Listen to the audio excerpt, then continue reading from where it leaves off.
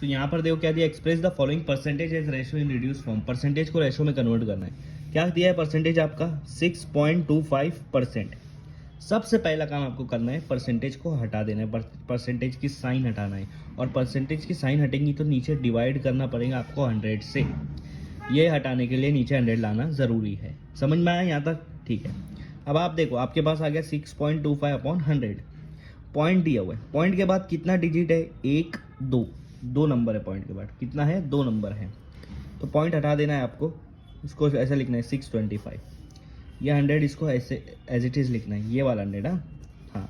अब आपने पॉइंट हटाया था, पॉइंट के बाद कितना डिजिट था? 2 नंबर था, 2 डिजिट था, तो 1 के साथ 2 जीरो आएगा। अगर 3 डिजिट रहता पॉइंट के साथ, पॉइंट के बाद जैसे ऐसे रहता 251, तो यहाँ पर नीचे आता था, इसको हम लोग लिखते थे 6251। पॉइंट हटा देते थे और पॉइंट के बाद 3 डिजिट है तो 3 जीरो लगा देते थे 1 के साथ, ऐसा। ठीक है। तो यहाँ भी पॉइंट के बाद 2 डिजिट आया है, वो हटा कर 2 जीरो नीचे लगा दिया है 1 के साथ। और ये 100 तो परसेंटेज का है। अब आपके पास आ रहा है 625/100 मल्टीप्लाई बाय 100। ठीक है।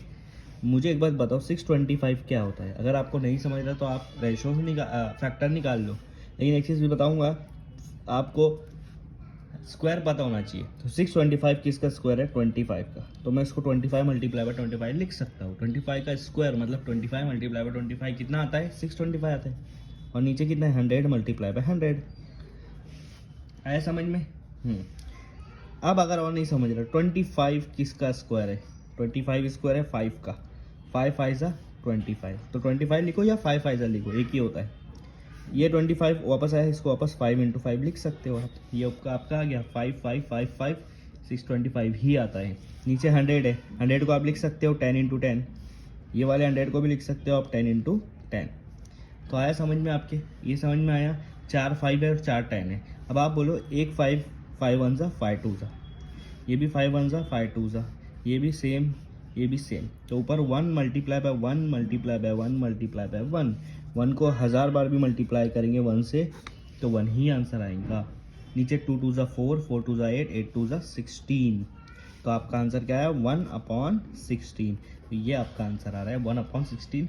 6.25% मतलब कितना आएगा? 1/16। रेशियो में अगर निकालोगे तो 1/16 आएगा। आया समझ में? तो इस तरह से इसको आपको सॉल्व करना है।